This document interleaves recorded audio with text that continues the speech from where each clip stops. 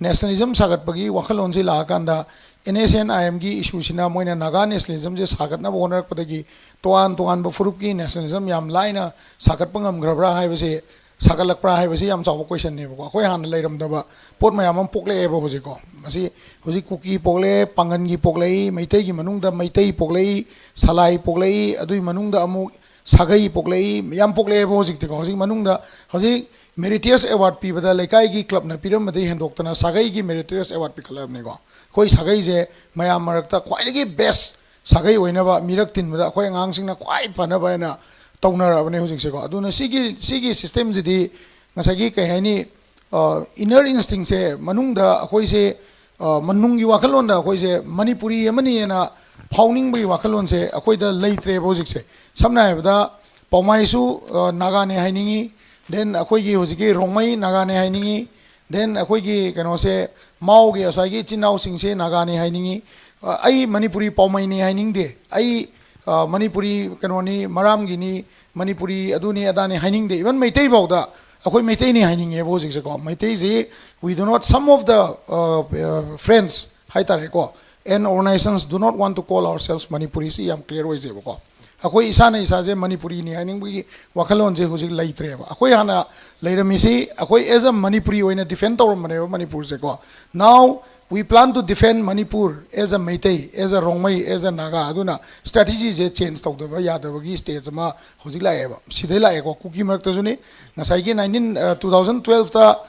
Matesina last one in Hapsan Gramatunda, AKT, Hapakumatamda, Nasagi, all Cookie tribes. Amukal Tuna Bona of those Awabam Orisineva. Maramdi, Nasagi internally born nationalism amaleba automatically akoina by birth tayaropana taba made nationalism ai tareko maybe because of the number akoi kana rosi abi duaina magi number and dominance lainaba or maybe ngasai kahani ko leader ama oinaba aigi community manungda aina leader oinaba any many things laiba ai aduna akoina united committee manipurna akoina yengisite amo ngasai we as a manipuri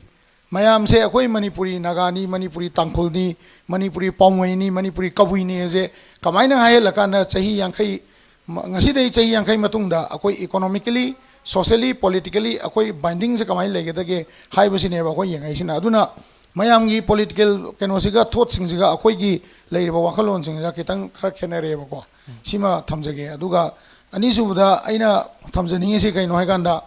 akoina kaigumba akoi je maitei oina sum muk agadi ko manipuri maitai oina muktraba akoina maitai oina muaba ado pangansu amuk pangandang oina mukpa manipuri pangan oina muktaba kabuisu manipuri kabuine khandaba ai kabuine ha dum leiba rongmaisu masu manipuri rongmai oiningdraba ko ado dadi manipuri future is the yam tin divisive oiba future ama oiganeba maramdi kaino agana akoina manipuri oina leitaba matamda akoina yauriba saubinu ko mayam political party mayam yaubiri ko politically akoina yauriba party sing sida ko akoi se as a manipuri oina yaurubam changeba akoina aina political party yaw ganda kuki na BJP yawda ma BJPN kuki oina yaweba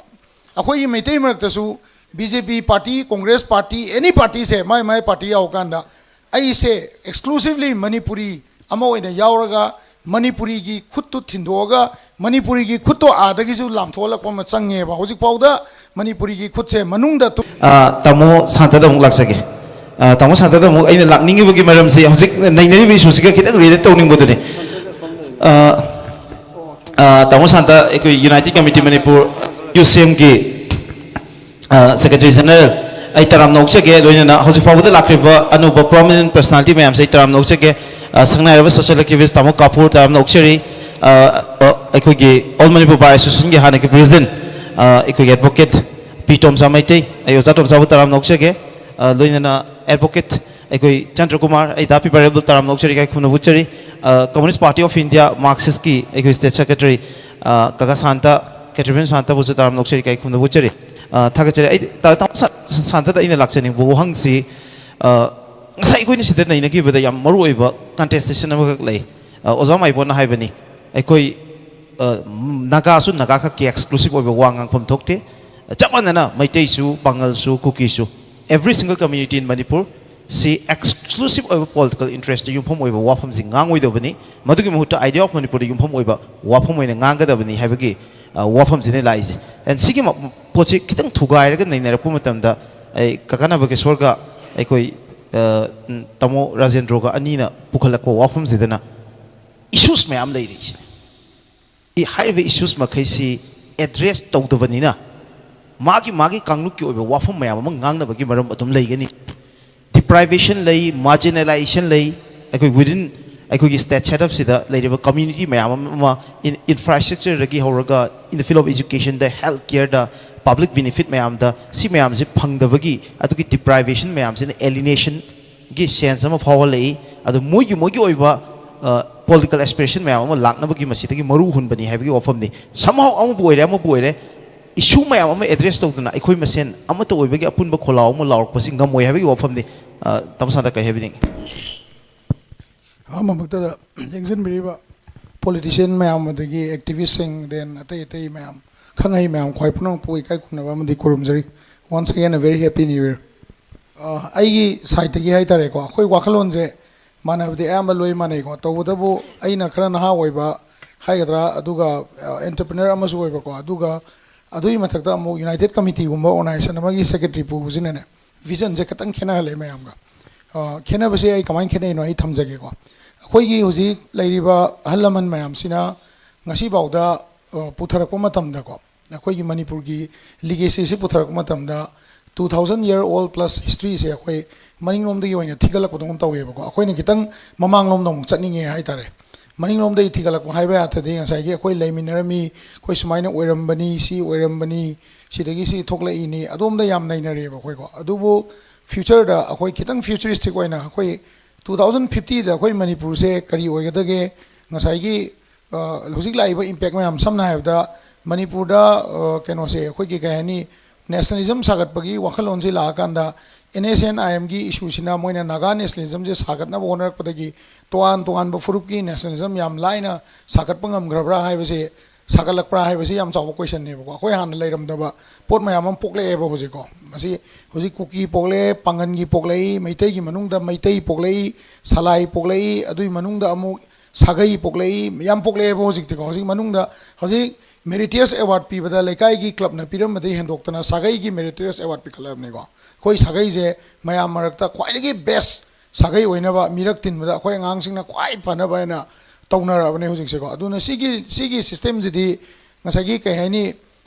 inner instinct say Manunda Akoise Manungi Wakalonda Akoise Manipuri Yamani and a pounding by Wakalon say Akoi the late Rebosic say. Some have the Pomaisu Nagane Haini. Then Akoigi Hosiki, Romai, Nagane Hainingi, then Akoigi can say Maugi, Asagi, Chinau Singse, Nagane Hainingi, I Manipuri Paumaini Haining de, I Manipuri Kanoni, Maram Gini, Manipuri, Aduni Adani Haining de, even Maitei Bauda, Akoi Maitani Haining, Evosiko, Maitezi, we do not, some of the friends, Haitareko, and organizations do not want to call ourselves Manipuri, I'm clear with Evoko. Akoi isana isaje Manipuri ni haning we wakalon je husik laitre ba akoi hana lairamisi akoi as a Manipuri oina defend our Manipur se ko now we plan to defend Manipur as a Meitei as a Rongmai as a Naga aduna strategy je change tawda ba yadaba gi stage ma husik lae ba sidai lae ko kuki mark ta juni nasai gi 2012 ta mate asina last oina hapsan gra matung da AKT se hapakpa matam da